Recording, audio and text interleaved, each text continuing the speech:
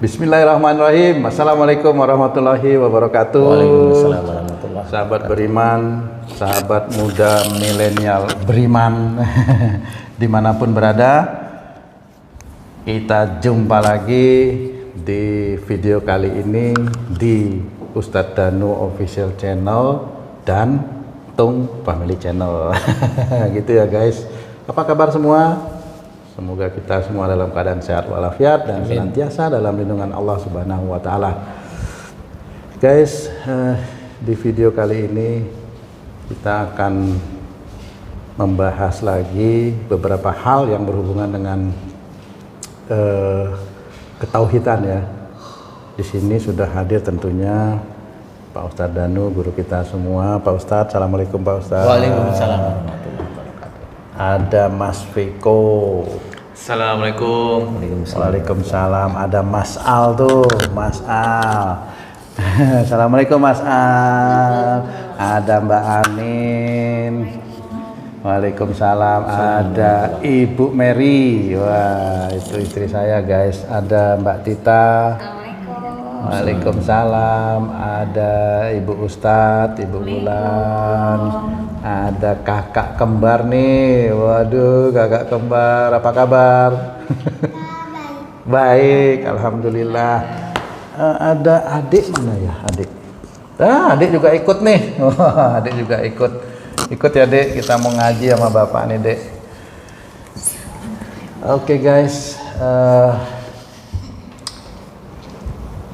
Bersama ini kami doakan juga kepada teman-teman dan sahabat beriman dimanapun berada.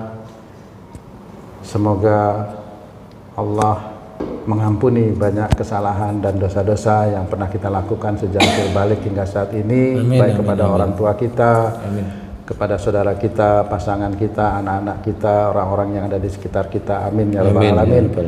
Dan Allah mudahkan semua urusan dunia dan akhirat kita. Amin ya rabbal alamin. Ta'adus bin nikmah juga kita ucapkan kepada guru-guru kita yang telah mengajarkan kita, memberikan pengetahuan kepada kita, wabil khusus kepada guru kita Al-Ustadz Danu yang dengan atas izin Allah masih menyempatkan waktunya untuk mengajarkan kepada kita tentang Quran dan hadis dengan tujuan yang mulia agar kita selalu dekat dengan Allah dan kembali ke jalan Allah, agar nantinya kita bisa meraih surganya Allah di hari kemudian nanti. Amin ya rabbal alamin. Sahabat beriman dimanapun berada, ikuti terus video ini ya, dan jangan lupa yang belum subscribe silahkan di subscribe, like and share, sebarkan ke seluruh dunia ya. Mudah-mudahan ini bisa menjadi amal jariah buat kita semua nanti. Baik Pak Ustadz dan juga sahabat beriman, saya ini sebagai seorang orang tua nih Pak Ustadz, pengen rasanya anak-anak saya itu mendapatkan pekerjaan yang layak gitu untuk masa depan mereka gitu Pak Ustadz. Karena kan mereka juga sudah selesai menamatkan sekolahnya di jenjang ya S1 ya gitu. Pengen juga rasanya dia punya pegangan untuk masa depannya nanti. Bukannya mereka itu belum pernah kerja Pak Ustadz, tapi ada yang keluar katanya tidak cocok dengan pikirannya gitu. Jadi keluar, ada yang sudah kerja dibully di tempat kerjanya gitu Pak Ustadz ya, karena kan ada yang pakai hijab, ada yang enggak, jadi mereka seperti itu. Kalau saya pikir-pikir ya Pak Ustadz, di zaman sekarang ini kayaknya enak kerja jadi pegawai negeri gitu. Karena di samping bisa mencurahkan semua kepandian untuk bangsa dan negara, rasanya juga ada jaminan nanti untuk hari tua mereka kan seperti itu Pak Ustadz ya. Tapi ya saya tidak punya orang dalam. Kalau dulu Pak Ustadz, zaman saya dulu itu kan untuk pegawai negeri itu suka ada jatah itu Pak Ustadz. Gitu. Jadi kalau ada orang di dalam, dia bisa punya jatah satu, nanti anaknya atau saudaranya bisa masuk pegawai negeri gitu. Tiap tahun pokoknya punya lah. Tiap tahun seperti itu Pak Ustadz. Jadi istilahnya jatah itu tidak sekali. Tidak sekali. Pokoknya tiap tahun boleh lah kalau seperti keluarga. Itu. Iya, jadi ya agak terbantu gitu ya. Tapi kalau sekarang kayaknya susah ya. Saya juga bukan pegawai negeri. Jadi itu Pak Ustadz yang saya ingin tanyakan kepada Pak Ustadz untuk pelajaran buat kami ya. Kira-kira akhlak apa yang salah pada saya sebagai orang tuanya atau kepada anak-anak saya kok sehingga mereka itu kerjaan ganti-ganti dan tidak ada tetap gitu Pak Ustadz. Kira-kira akhlak apa yang harus kami rubah itu Pak Ustadz supaya ya mereka punya kerjaan yang tetap lah seperti itu Pak Ustadz. Ya kalau itu pekerjaan itu kan ujian ya. Ujian itu bisa dari sisi anaknya sendiri atau dari sisi orang tuanya seperti itu. Kemudian banyak hal yang menjadi ujian sebenarnya, banyak hal yang menjadi ujian dari kerjaan yang sudah dapat atau dapat di pekerjaan yang enak, basah umpamanya kan itu kan menjadi ujian juga. Tapi kalau kita mau ngikutin perintah-perintah Allah itu ya memang harus kita belajar, kita kerjakan. Jadi mumpung ada anak-anak ya, milenial di sini, ada Viko, ada Anin, ada Tita, kemudian ada Dion yang barusan menikah ya. Nanti kan kita korek-korek bagaimana ya. Benar-benar Pak Ustadz ya. Jadi ada Mbak Mary ya, itu milenial juga. Milenial tua. Ibunya milenial ya. Tapi salah nggak saya kalau saya berkeinginan anak saya tuh mendapatkan satu pekerjaan? Enggak salah. Boleh itu gitu doa, Pak Ustadz ya? Doa dari orang tua. Cuma memang kalau Allah itu sudah menceritakan nih. Nah, kebanyakan itu kalau orang Muslim, orang Islam ini orang Islam nih ya. Kebanyakan itu kalau dia mau kerja itu ke orang pintar. Gimana Pak Ustadz? Ke orang pintar. Nyari apa itu Pak Ustadz? Enggak tahu nyari apa, pokoknya nyari pegangan agar keterima. Entah diisi susu atau bagaimana. Nah itu memang terjadi juga sama teman-teman tenaga kerja yang keluar negeri. Itu banyak itu pakai susu agar disayang gitu. Disayang bosnya agar gitu ya, begitu-begitu tuh banyak sekali saya nemuin. Ya itu yang jangan lakukan karena itu musyrik. Walaupun sholat, walaupun sholat tapi yang dikerjakan itu musyrik. Jangan yang seperti itu. Nah, seperti halnya itu yang ke orang pintar. Nah, kemudian ada teman-teman dakwah. Kalau mau kerja, baca ini sekian kali, baca ini sekian kali. Bacaan itu memang tidak ada, biasanya rata-rata tidak ada dalam tuntunan hadis. Jadi yang seperti itu menjadi budaya. Tapi kadang-kadang suka terjadi aja keinginan dia dari bacaan itu sebenarnya gimana maksud itu? Terjadi itu bukan dari bacaannya, terjadi itu karena Allah menginginkan dia itu keterima di pekerjaan atau keterima keinginannya. Jadi jangan dengan bacaan itu. Sama seperti saya mendoakan seseorang, entah itu pasien, entah itu kalau di TV itu ada narasumber ya. Itu kalau sembuh itu saya meyakini bahwa itu bukan dari doa saya, tapi itu dari Allah Ta'ala. Walaupun Pak Ustadz yang berdoa. Iya. Itu harus diketahui seperti itu. Tapi Pak Ustadz menginginkan mereka sembuh atau tidak? Iya, menginginkan tetap. Boleh itu Pak Ustadz ya? Kan menginginkan boleh. Berdoanya kan begitu. Kalau berdoa itu kan tetap hubungannya dengan yang akan mengabulkan doa, bukan dengan kalimat doanya yang hebat. Walaupun seseorang Muslim, walaupun seorang Islam, dia itu kelihatannya soleh, kelihatannya loh ya ini ya. Dia baca doa melalui doa yang ada dalam Quran, mamanya doa keinginan, mamanya yang ada dalam Quran, keinginan tertentu, mamanya. Kemudian kalau dalam Quran itu kan doanya biasa maksudnya itu doa agar kita diampuni dosanya, agar dijauhkan dari orang-orang berbuat zalim, dijauhkan dari orang-orang kafir. Rata-rata doa-doa dalam Quran kan seperti itu. Tapi kadang-kadang orang-orang itu memakai surat dalam Quran itu untuk mengabulkan keinginannya seperti itu. Untuk menjadikan Allah akan mengabulkan keinginannya. Dan ini memang tidak bisa seperti itu. Jadi doa itu yang dilihat oleh Allah Ta'ala ya jelas. Wa yastajibul ladzina amanu wa amilus sholihat, dan Allah akan mengabulkan doa orang beriman serta mengerjakan amal soleh. Nah, dari kalimat dalam Quran tersebut harusnya kita berpikir itu petunjuk. Berarti kalau kita ingin doa-doa kita itu diijabah oleh Allah Ta'ala, berarti iman kita itu kita kuatkan. Amal soleh kita tingkatkan. Maaf Pak Ustadz, iman itu maksudnya yang mana? Ya iman salah satunya yang paling kuat nomor satu adalah iman kepada Allah Ta'ala. Jadi iman kepada Allah Ta'ala itu tidak hanya cuma percaya kepada Allah. Iya, betul. Ya. Tidak hanya cuma seperti itu. Sama seperti mamanya kayak saya berdoa kemudian dikabulkan. Ya. Saya harus belajar bahwa doa saya ini bukannya dikabulkan oleh Allah Ta'ala, tetapi melalui doa inilah sebenarnya Allah mengabulkan. Jadi intinya bukan dari kalimat doanya, tetapi karena Allah berkeinginan mengabulkan.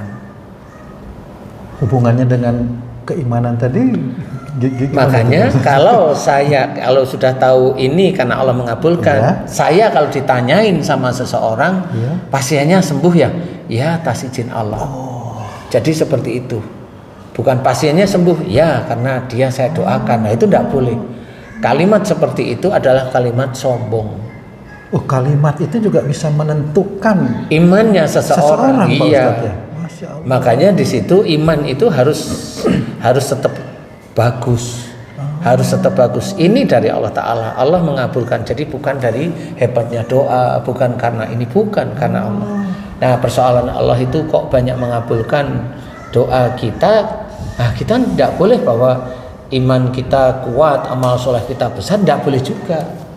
Tetapi kalau memberikan arti bagaimana orang itu mau dikabulkan doa, boleh diterangkan tentang iman dan amal soleh. Itu boleh. Tetapi kalau sudah itu mengenai kita atau kita itu seperti penyintas istilahnya. Itu kan penyintas ya zaman sekarang. Ya. Saya itu kan penyintas yang yang mengalami langsung. Yang mengalami langsung itu menurut sisi syariat atau akidah kita, iman kita harus terjaga, yaitu tidak boleh itu karena saya mendoakan. Itu kalau nggak saya nggak bisa. Nggak boleh seperti itu. Nah itu sombong, itu bermain bahwa diri kita itu Tuhan. Itu tetap tidak boleh, dan itu bahaya di hadapan Allah Ta'ala. Makanya kalau orang-orang yang memang mau mendoakan sesuatu, dilihat, bicara sehari-hari itu dilihat aja, sehingga bisa tahu bahwa orang ini memang merasa dia hebat. Orang ini merasa dirinya Tuhan. Tidak boleh seperti itu. Nah inilah yang akhirnya menjadikan doanya ya banyak tidak dikabulkan. Kalaupun dikabulkan oleh Allah Ta'ala itu istijrab. Orang tidak tahu kalau itu istijrab.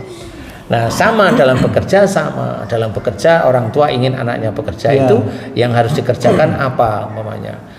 Ya, dalam surat Az-Zariyat itu diceritakan wa fis sama rizqukum wa ma tu'adun. Di langit ada jalan rezekimu dan apa yang dijanjikan oleh Allah Ta'ala kepadamu. Di langit ada jalan rezeki. Jadi seseorang muslim itu punya rezeki masing-masing di langit. Dan apa dijanjikan oleh Allah. Kalau Allah menjanjikan berarti salah satunya adalah surga.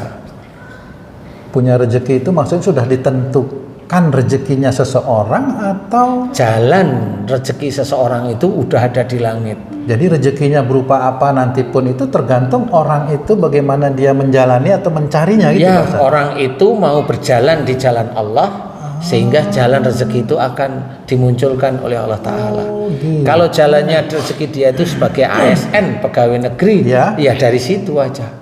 Kalau jalannya dia itu jadi penjual nasi goreng, ya di situ.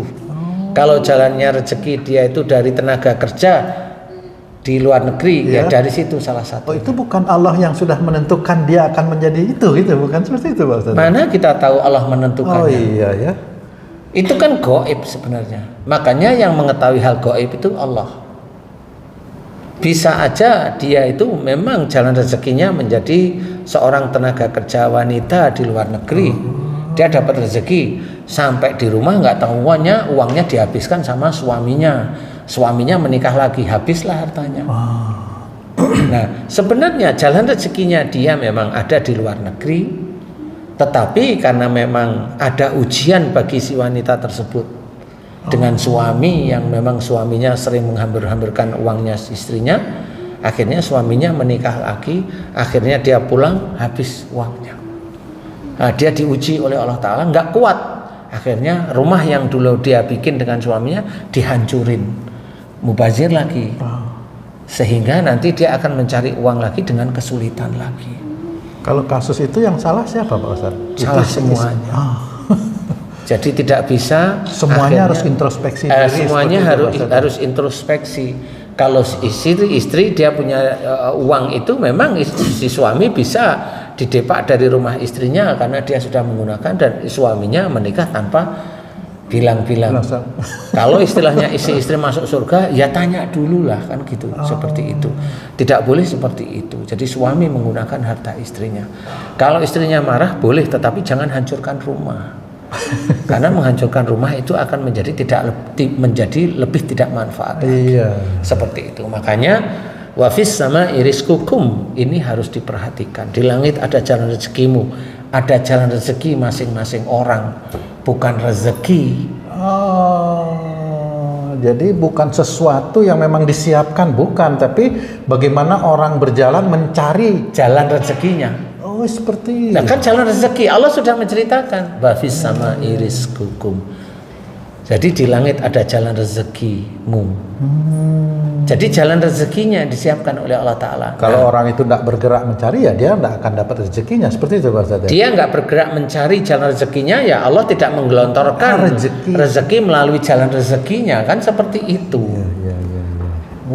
Jadi enggak, rezeki disiapkan oleh Allah Ta'ala itu enggak, tapi yang disiapkan itu jalan rezekinya. Nah, kemudian jalan rezeki itu yang bagaimana?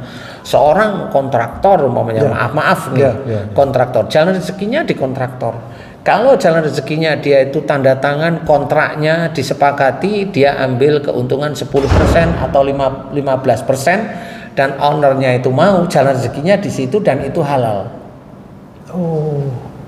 Tapi kalau mamanya di 10% atau 15% itu orang kontraktor tersebut mencari, mengkorek-korek lagi bangunannya sehingga menurut dia bangunan ini masih aman, tapi terkurangi sekian, menjadi 20% terkurangi, sehingga keuntungan dia menjadi 35 atau 40% kasarnya.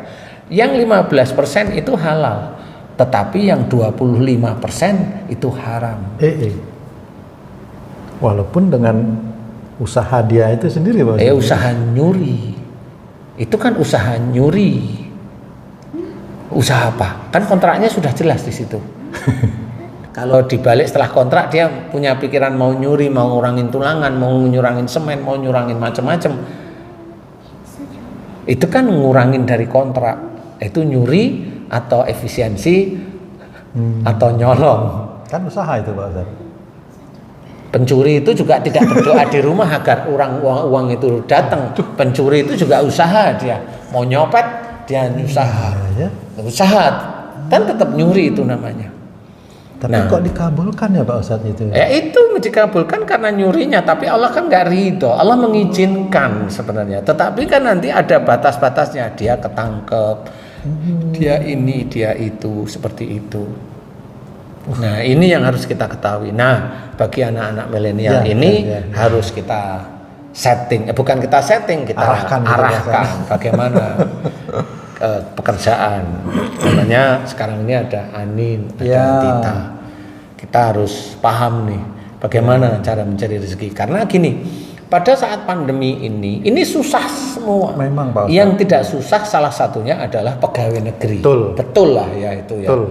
Pegawai negeri atau pejabat atau anggota DPR itu tidak begitu kesulitan lah.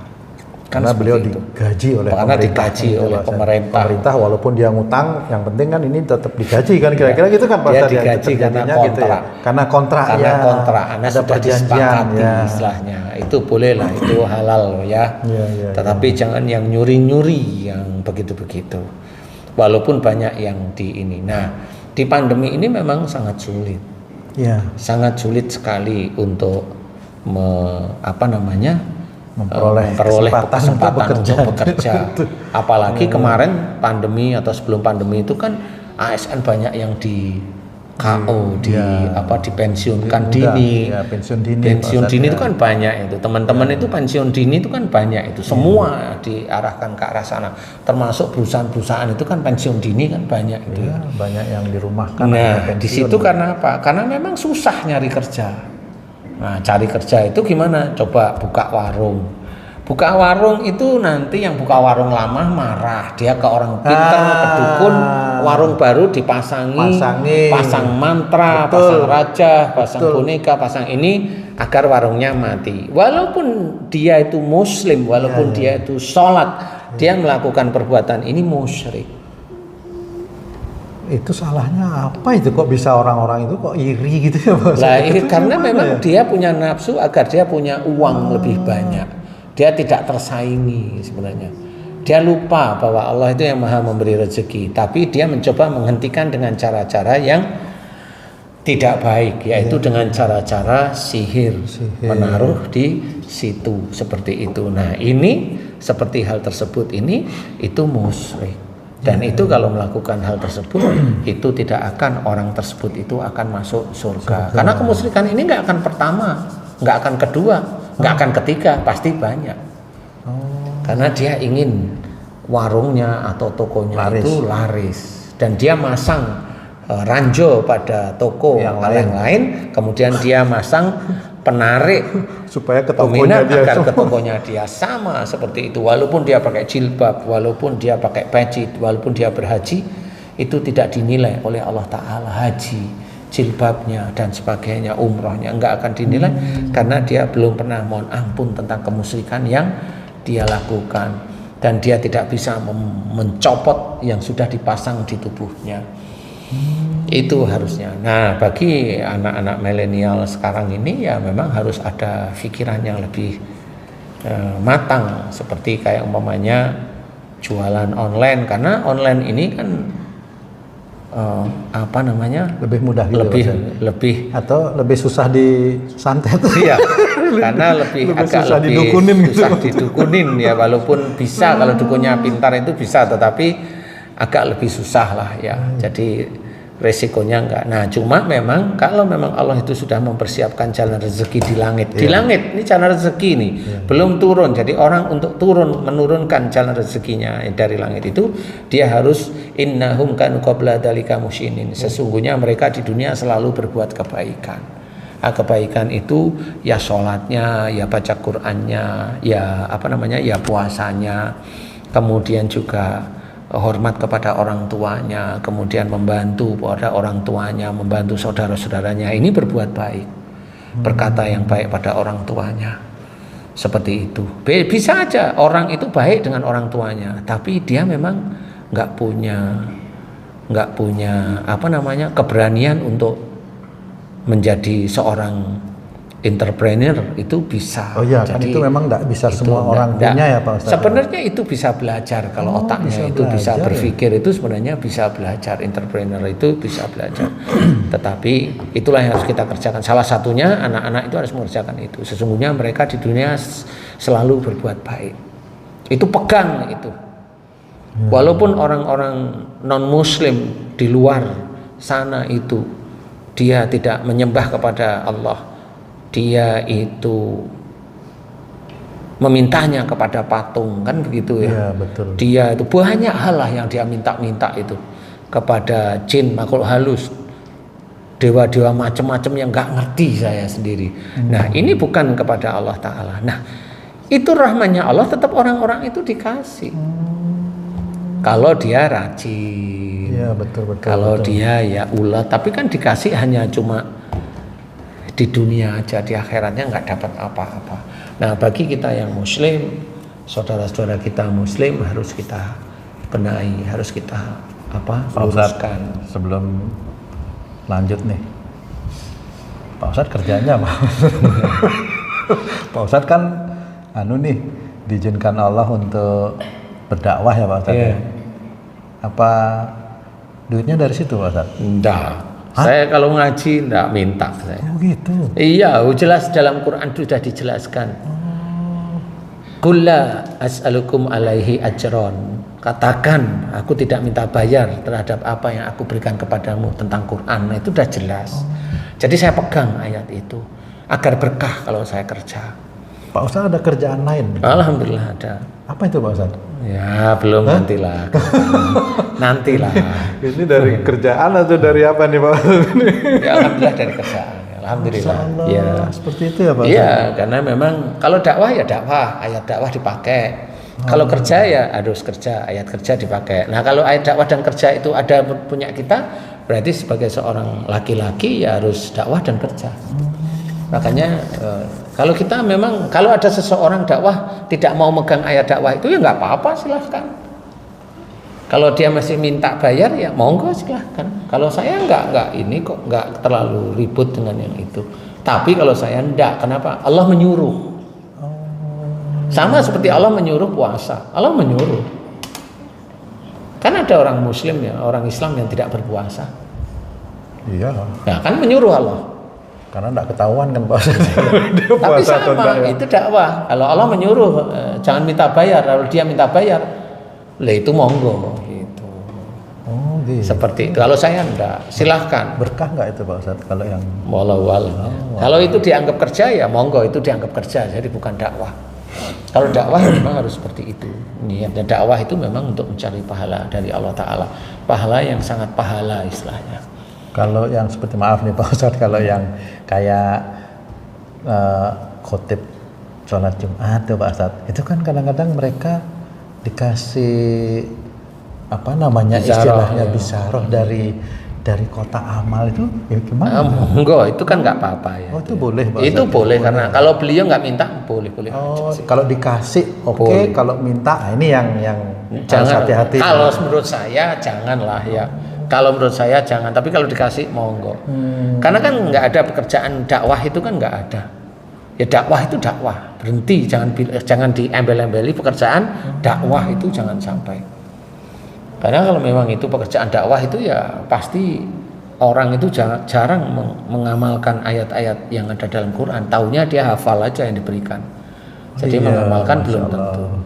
Seperti itu. Iya maaf Pak Ustadz, Ya. nih para milenial nih, tadi kata Pak Ustadz itu disebutkan mereka di dunia selalu berbuat kebaikan gitu Pak Ustadz. Ya. Ayo ada yang mau tanya nggak nih? Assalamualaikum Pak Ustadz. Waalaikumsalam warahmatullahi.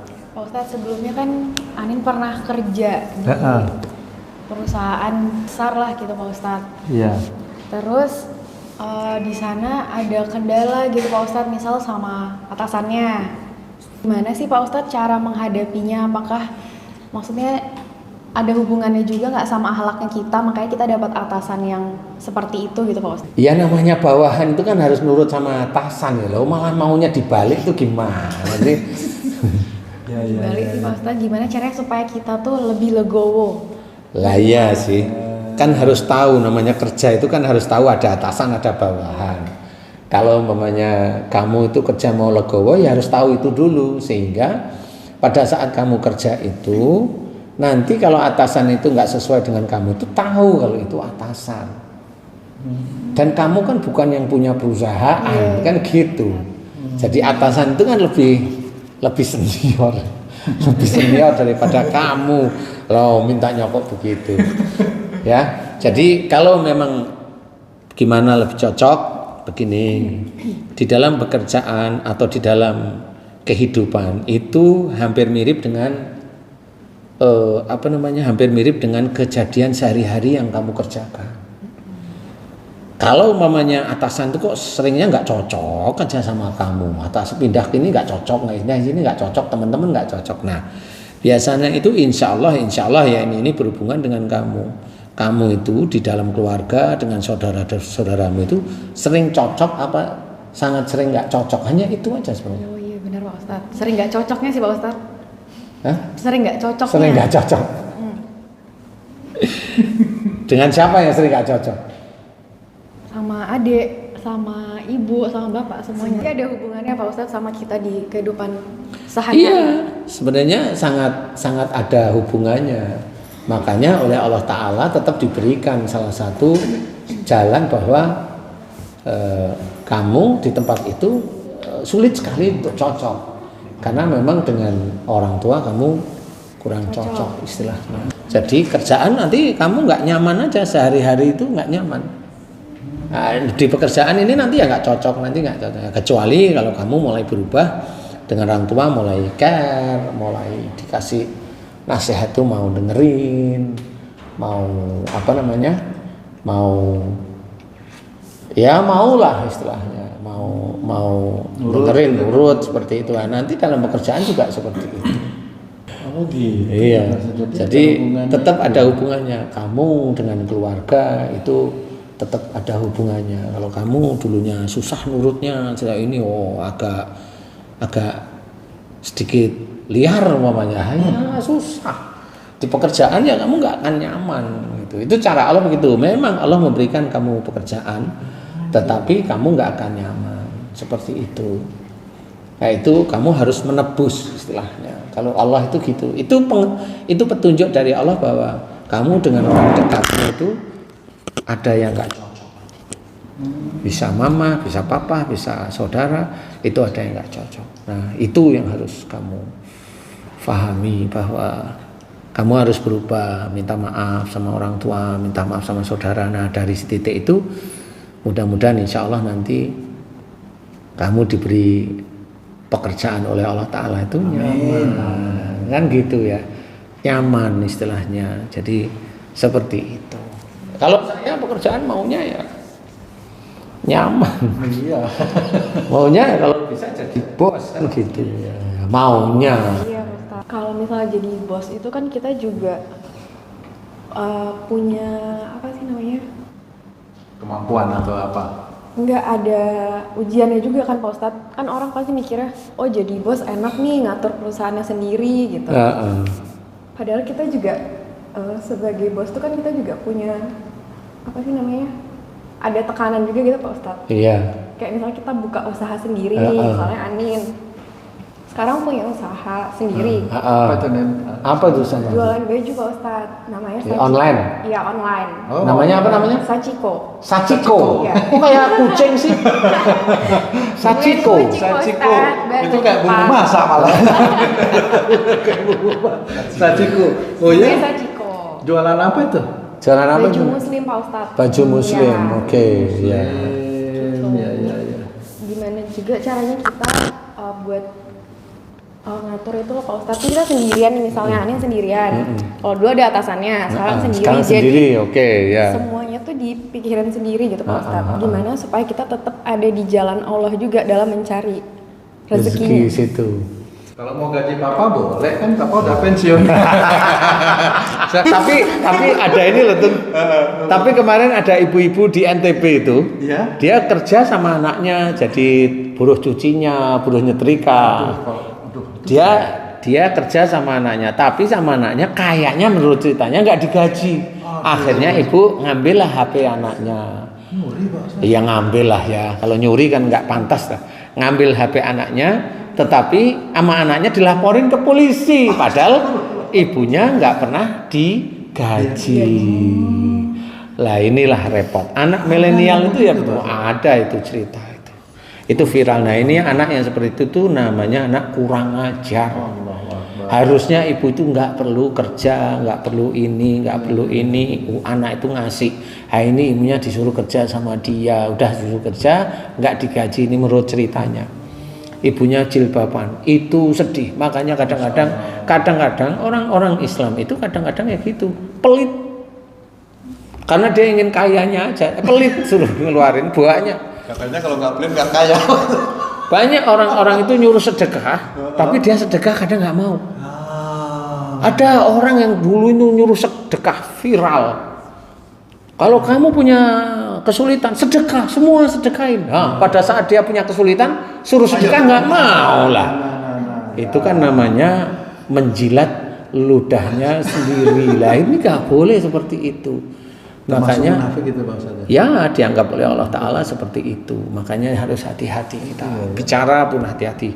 Nah seperti kayak Anin tadi, gimana caranya? Nah caranya salah satunya itu, kalau kamu itu merasa terpressure istilahnya, tertekan dengan keadaan, ya itu sama. Dulu kamu menekan papahmu, mamahmu, saudaramu seperti itu. Dengan gayamu loh ya. Dengan gayamu itu umpama ini hanya umpama. Papahmu sama mamahmu itu bingung. Ini Anin kok nggak pulang sampai pagi gimana ya? Itu kan tertekan itu. Iya, benar nggak sih? Saya juga nggak tahu nih. Saya pernah nggak begitu? Pernah begitu? Pernah. Lu bener ya? Wah, ini gimana nih? Ini saya mau tanya ini sama mamahnya nih. Ayo gimana? Iya, sering pergi sama teman-temannya Pak Ustadz. Seringnya bilang pulang cuma sebentar aja mah pergi gitu. Terus nggak taunya? Nggak taunya sampai jam 11 belum pulang. Kakak, kok belum pulang udah jam 11? Ya ini udah on the way mau pulang, padahal belum ngapa-ngapain. Sejam 2 jam nggak nyampe-nyampe. Ya anak muda biasa lah ngaret-ngaret. Akhirnya papanya yang saya ini. Oh, di telepon gitu ya? Iya. Oh, hatimu gimana nih, Meh? Menurut waktu itu sekali, 2 kali itu gimana nih? Ya. Mikirnya apa tuh? Tersakiti sebenarnya, cuman saya mikir mungkin saya juga dulu banyak salah. Jadi kena karma dari anak sendiri gitu.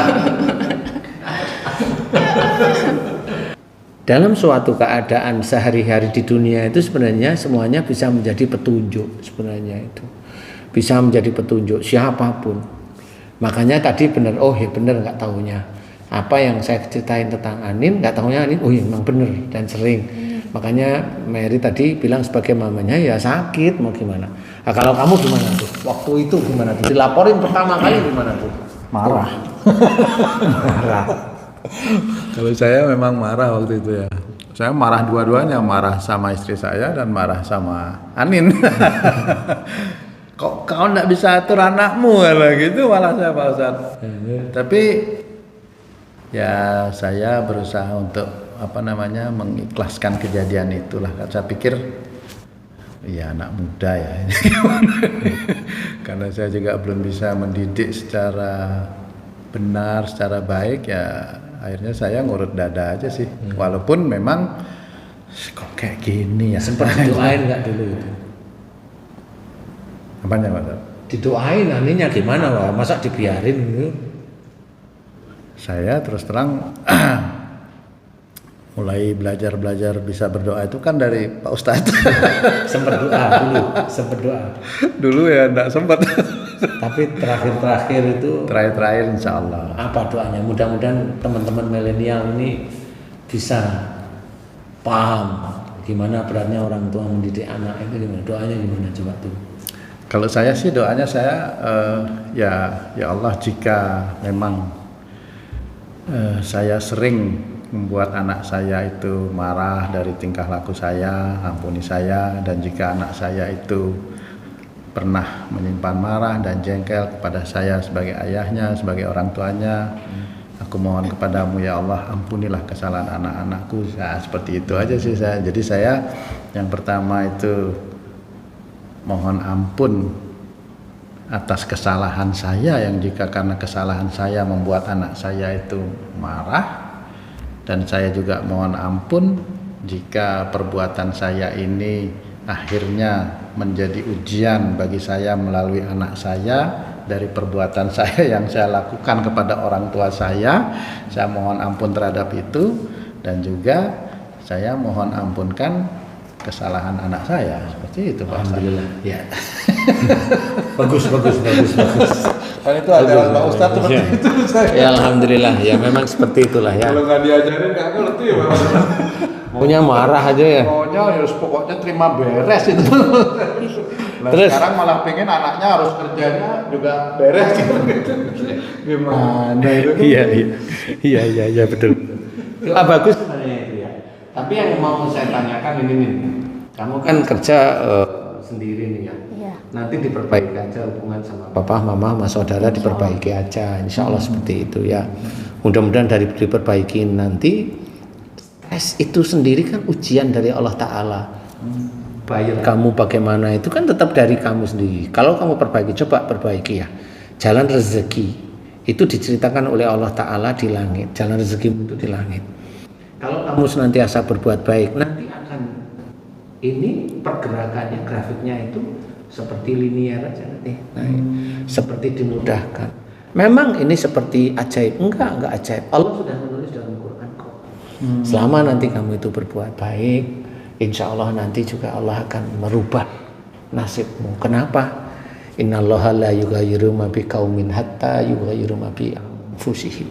Sesungguhnya sesungguhnya Allah tidak akan merubah nasib suatu kaum. Kaum itu bisa kamu nih, kecuali kaum itu merubahnya, kecuali kamu merubahnya. Merubahnya enggak terus ingin dedikasi manajemen kamu tingkatkan, boleh, tetapi bukan itu intinya merubah itu. Intinya merubah itu adalah kembali ke jalan Allah. Nah, itu namanya kerja dan ibadah jadi satu. Oh, balance ya Pak Ustadz. Iya, kalau kamu kerja manajemennya kamu tingkatin, itu nggak ada ibadahnya sama sekali. Paham ya? Jadi nanti di situ. Saya mau tanya nih. Iya Pak Ustadz. Per bulan berapa dapatnya kira-kira? Kalau kotornya alhamdulillah 13 juta, bersihnya 8 juta. Oh, alhamdulillah. Setiap bulan. Tergantung Iya, kurang lebihnya iya. Situ ya. Alhamdulillah 8 juta itu lumayan loh ya. Ya itu bisa disyukuri, itu keren itu. Alhamdulillah. Nanti kalau kamu rubah, mudah-mudahan Allah memudahkan. Ya kan? Memudahkan nanti. Ya, dirubah aja. Jadi dirubah itu bukan manajemen, enggak, sambil jalan aja. Sambil nanti belajar ini itu. Gitu aja sih. Ya kan? Oke, sekarang siapa lagi? Ya, siapa lagi nih? Mas Viko udah kerja belum? Mas Viko kerja di mana? Kerja di perusahaan swasta di obat-obatan. Oh, buat Iya. obat. Obat apa itu, Mas? Obat herbal. Obat herbal. Iya. Ya, alhamdulillah besar gajinya. Cukup ya. lah. Oh, iya. Sebulan cukup. Cukup. Mas Viko juga udah kerja loh. Alhamdulillah. Mbak Tita sudah kerja juga? Alhamdulillah dititipin Allah bisnis sendiri, online shop. Waduh, guys, ini Mbak Tita ini putrinya Pak Ustadz Danu nih, juga bisnis ini sama dengan Mbak Anin ya. Apa Mbak Tita bisnisnya?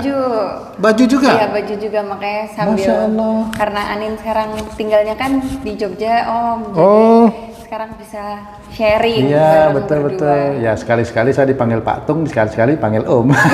Gak apa-apa ya, guys. Oh, terus baju juga sama? Baju juga. Oh. Baju juga. Kebetulan bareng. Mahal-mahal nggak sih bajunya? Enggak. Oh gitu. Namanya apa? Seikara. Apa? Seikara. Sekara. Juga yang Mbak Anin apa? Sachiko. Ya, guys, kalau ada yang mau apa nanti berminat dengan baju-bajunya Mbak Tita atau Mbak Anin, nanti bisa kita tulis ya, kita tulis di deskripsi atau kita masukkan. Boleh ya Mbak Tita ya? Boleh, Om. Itu bahan ambil dari dalam negeri apa luar negeri? Ambilnya dari dalam negeri. Kita dalam berdua negeri bareng-bareng semua nyari ngehandle nyari bahan, Sendiri? balesin chat, ya packing berdua, ya. Sendiri? Berdua. Oh, berdua? Bareng. Operasional. Aku mau dah kalau digaji nanti. Gajimu berapa nih dulu? Dulu di waktu kerja di itu 5 juta. Oh, 5 juta, dia dapat 8 juta udah. Oh ya, alhamdulillah, masa ada peningkatan Ya, ya. alhamdulillah. Dan sekarang Bagus lah. bekerja tidak ada tekanan dari bosnya kira-kira Iya. gitu kan? Bosnya ya dirinya sendiri gitu. Kamu harus memacu dirimu sendiri mulai sekarang nih. Nanti Papa bantu insya Allah. Terus Mbak Tita, Bantu ngabisin ATM. kalau Mbak Tita pengen tahu berapa tuh penghasilannya? Ayo per bulan berapa Mbak Tita? Kotor sama bersih berapa? Ah. Iya, nggak apa-apa. Kalau yang alhamdulillah Ramadan ini kan lumayan meningkat ya Om ya. Apanya? Penjualannya. Omsetnya? Alhamdulillah. Apa? Di kotornya 150. Oh, stop. Masya Allah, alhamdulillah. Innalillahi wa inna ilaihi raji'un. Kok jadi sedih saya, terharu Pak Ustadz, kok bisa, itu apa karena Mbak Tita ini anaknya Pak Ustadz atau gimana nih kiat-kiatnya ini? Saya mesti tanya Mbak Tita atau harus tanya Pak Ustadz? Coba ditanyain dulu, ditanyakan Kiat-kiatnya apa tuh Mbak Tita itu? Awalnya gimana? Awalnya dulu, gimana yang itu? Siapa? Awalnya gimana? Bapak kasih masukan, Hah? Oh. coba jualan baju gitu. Oh, gitu. Cuman memang dari awal dibilang juga nggak usah buka toko ya, Nduk, buka di rumah aja. Kenapa nggak usah buka toko? Kenapa? Karena sebenarnya ada warung makan juga. Oh. Diminta Bapak untuk bantu handle di warung makan, cuman karena warung makan itu awal mungkin rame ya Om, Pak Tung maksudnya. Ya, nggak apa-apa. Rame, tapi setelah dilihat 3 bulan, 4 bulan, 5 bulan, mungkin seperti yang tadi Bapak sampaikan, diberi apa ya, Ujian gitu ya? Ya, supaya mungkin tokonya terlihat tutup. Oh gitu. Iya, sampai customer bilang kok tutup Kak, padahal warungnya nggak pernah tutup. Lah, gitu. ini kejadian bener Pak Ustadz ini.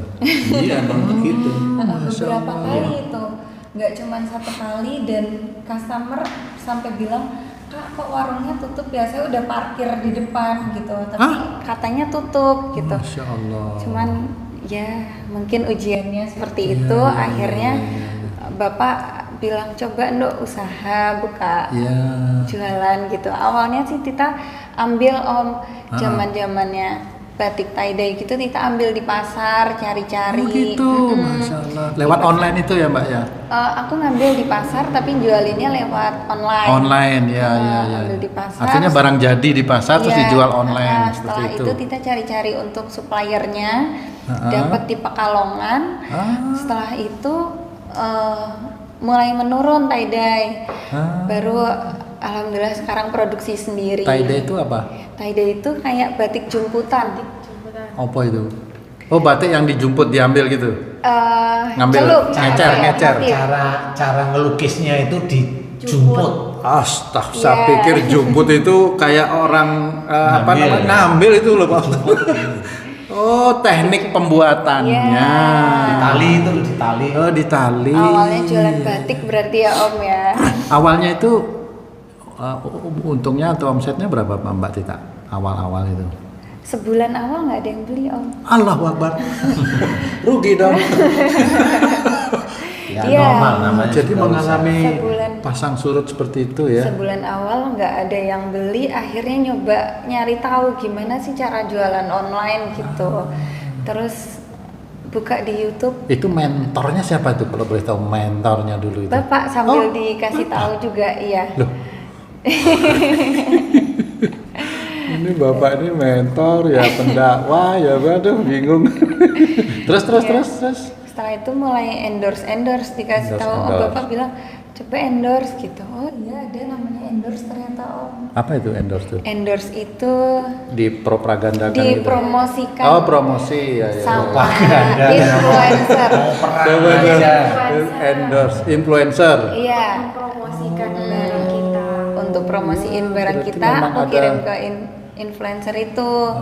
Mulai dari itu, alhamdulillah mungkin Mulai jalan, naik iya, seperti itu ya Mbak Tita ya. Ya alhamdulillah. Dari ndak laku, ndak ada yang beli sampai sekarang seperti itu hasilnya ya. Masya Allah. Alhamdulillah itu Pak Ustadz. Itu kalau kotor berapa tadi 150 ya? 150 Pak Ustadz. Itu bersihnya berapa Om dapat? separuhnya mungkin. 75-an. Oh, alhamdulillah. Kok bisa separuh? Seharga Xenia kayaknya. Pak tahu.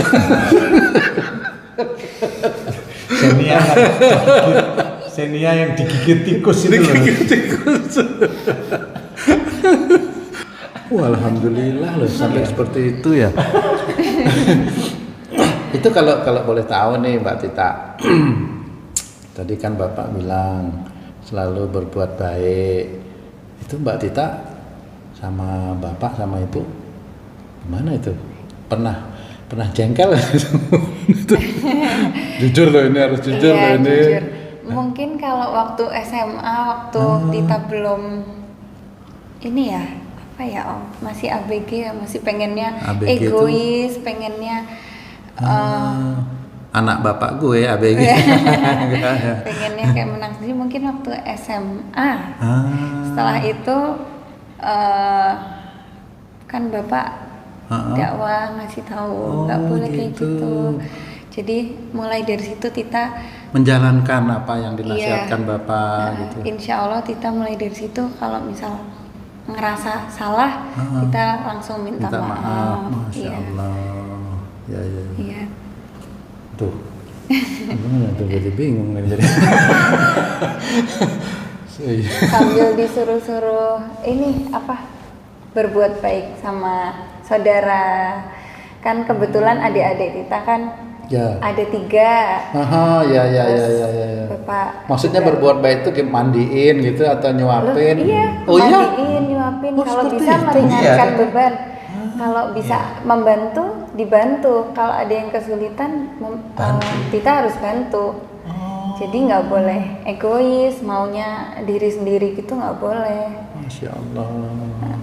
Iya. Sebisa Saya mungkin. jadi speechless. Oh gitu ya. Tapi sampai sekarang masih aktif juga di online, masih aktif juga membantu adik-adik. Insya Allah. Sebisa mungkin kan. Ya. Kalau misalkan ibu pas repot, terus tugas adik-adik ibu mungkin nggak bisa bantu, insya Allah Tita sama Mas Viko bantu, sama Mbak Anin sekarang udah ada. Mbak Anin, alhamdulillah. Alhamdulillah ya Mbak Anin. Iya. Jadi kalau saya hanya ngajarin agar anak-anak itu paham, tapi juga ngajarin agar anak-anak itu juga tidak penakut gitu. Maksudnya penakut bagaimana itu Pak Dada? Ya berani ngambil resiko. Iya. Karena yang namanya hidup ini ada resiko gitu Pak. Iya, hidup ini kan ada resiko. Kalau enggak surga ya neraka. Dua itu memang. Ya, hanya 2 itu. Hidup di dunia pun sama resikonya, berhasil atau gagal. Tapi itu kan bisa insidental ya, itu berhasil gagal itu insidental. Nah, kalau saya cirinya adalah meminimalisir risiko gagal dari kegagalan dan tidak sombong dari keberhasilan kita. Iya, harus seperti itu. Jadi harus seperti itu. Jadi kalau diberi keberhasilan tidak boleh sombong, kalau digagalkan ya jangan putus asa tetap. Karena di situ nanti ada tengah-tengahnya, ada tengah-tengah, di titik tengah-tengah itu males. Ya. Orang males itu di tengah-tengah itu. Ya. Jadi mau kemana nggak bisa, mau gini nggak bisa, mau itu. Kecewa itu masuk di tengah-tengah atau? Kecewa itu nggak masuk di tengah-tengah karena dia sudah melakukan. Malah keputus asa malah. Kecewa itu karena dia sudah menjalankan cuma pada waktu Allah itu mengizinkan gagal, dia kecewa. Iya, kayak umpamanya Tita, saya nggak terlalu memonitor ya untuk Tita, tetapi sesekali saya tanya sih. Kalau umpamanya dibikin tiap bulan, anggap aja 12 bulan itu dianggap rata-rata itu berapa bersih dari penjualan rata-rata aja ya, karena fix kan nggak mungkin. Bersih itu berapa? Per bulan 40, 50, 60 rata-rata. Iya, mungkin bersih 30, 40 rata-rata ya. Iya, Kecuali kalau begini lonjakannya langsung ya. Gaji JM. Ya, nanti JM yang sudah diatur lagi sama direktur. Gaji kepala proyek yang diatur JM. masih ada makan hatinya ya masalah gitu. Kalau ini langsung sendiri ya. Bagaimana bisa memanage itu setiap harinya, bisa istiqomah itu bagaimana itu Mbak Tita? Kalau boleh di-share ya ini untuk sahabat muda juga nih, bagaimana bisa istiqomah itu, menjalankan itu? Karena pekerjaannya kan udah titipan dari Allah, berarti apa yang udah dititipin sama Allah harus kita kerjain gitu Om. Seperti itu Pak Ustadz, Masya Allah. Takutnya nanti kalau nggak dikerjain dolim. Berarti tetap harus berusaha, biarkan Allah yang menentukan hasilnya, seperti itu. Masya Allah. Bapak udah selalu sampaikan, jangan pernah mikir nanti targetku segini, sendiri segini, karena nanti ketika punya pikiran seperti itu, ketika gagal nanti kita geresuloh, kecewa. Betul. Saya juga sering dengar dari Bapak itu. Allah, gitu. Iya, sama. Iya, benar. Iya. Masya Allah. Mas Dion nih, Mas Dion. Iya Pak. Sebagai bapak muda ini mungkin juga bisa jadi pelajaran untuk para kaum muda dan milenial. Kerjanya apa Mas sekarang Mas? Kerjanya? Saya itu Pak Dong dititipkan orang tua buat ngurusin cucian mobil.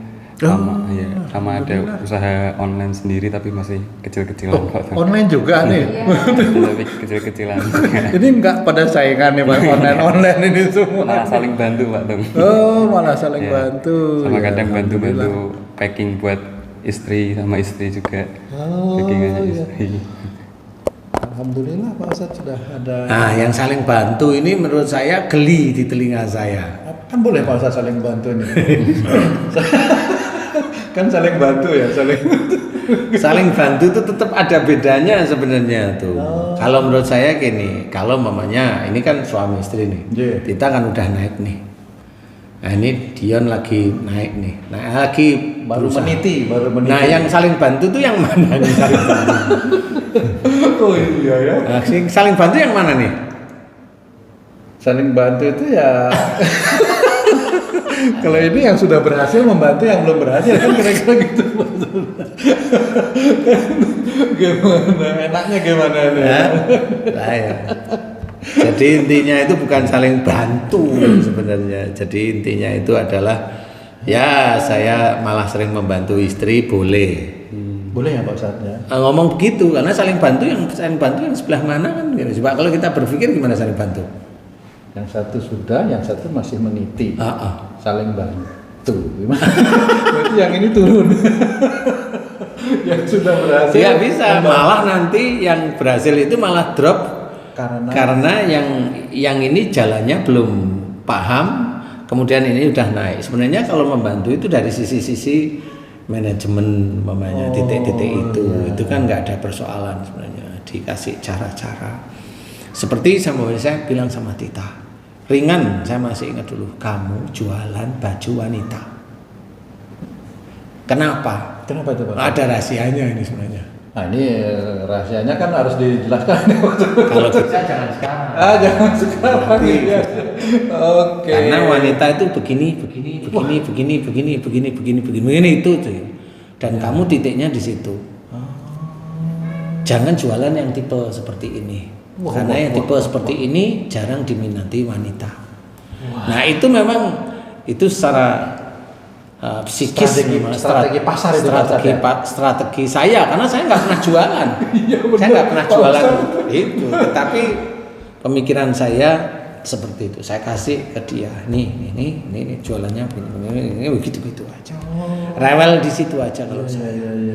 Seperti itu. Jadi ada beberapa strategi yang bisa dikerjakan di titik-titik itu. Nah, kalau memang nanti ditanya sudah mulai ini, kok alhamdulillah dikasih rezeki Allah, kemudian ditanya tetap ini, tetap itu, tetap ini, tetap bagus ini. Nah, itu mulai jangan hanya kerja dengan orang lain aja karena susah ngendaliinnya. Itu mulai bikin sendiri. Kalau memang Tita mau. Di luar selain bikin sendiri juga bikin dengan orang lain juga. Jadi ada tahap-tahap seperti itu yang harus dikerjakan.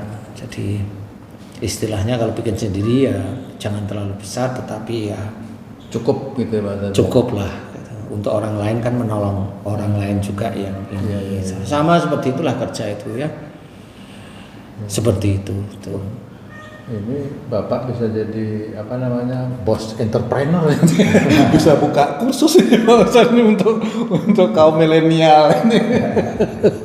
Bagaimana bisa kiat-kiat usaha itu bisa cepat maju seperti itu ya Pak Ustadz, dan usaha apa aja yang harus diambil itu kayaknya Pak Ustadz banyak ilmu ke arah situ Kalau yang masih saya, disembunyikan. Kalau saya itu tetap arahnya adalah dekat pada Allah, karena kan kita semua orang Muslim itu tahu bahwa semua orang Muslim itu tahu bahwa Allah itu yang maha memberi rezeki. Lah kalau kita itu tahu Allah itu maha memberi rezeki, tetapi kita tidak dekat sama Allah, gimana caranya Allah mau memberi? Nah, caranya tadi salah satunya adalah dari surat Az-Zariyat tersebut. Salah satu aja. Bagaimana caranya Allah memberikan rezeki kepada orang-orang Muslim, dan juga terhadap orang yang bukan Muslim pun akan diberikan kepada Allah Ta'ala. Salah satunya itu. Jadi berbuat baik, sholat tertib, baca Quran, puasa, kemudian hormat kepada orang tua, hormat kepada siapapun, membantu. Membantu itu untuk nantinya akan Allah membantu itu kan sebenarnya nanti Allah itu akan mempermudah memberikan kepada kita. Betul. Jadi kalau mamanya saya sering bantu kamu, nolong ini, saya nggak butuh apa-apa dari kamu, tetapi yang saya butuhkan hanya Allah aja. Seperti itu. Jadi nggak perlu kita menolong orang, membantu orang atau sedekah kepada orang lain itu untuk cari keuntungan, nggak perlu. Kenapa? Kalau kamu tadi tanya saya kerjanya apa, ya itu masih rahasia. Karena apa ya, nantilah ya. Nanti. Kayaknya ini sesuatu yang besar ini. Baik Pak Ustadz, ya. Terima kasih banyak bincang-bincangnya kali ini. Karena waktu kita terbatas nih Pak Ustadz, ada kesibukan lain juga mungkin.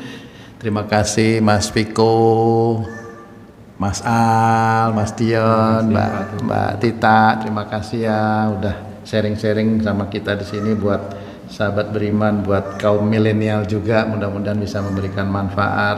Ibu Mary, terima kasih, Mbak Anin, Mas Agi. Nah, sahabat beriman, akhirnya waktu jualah yang memisahkan kita.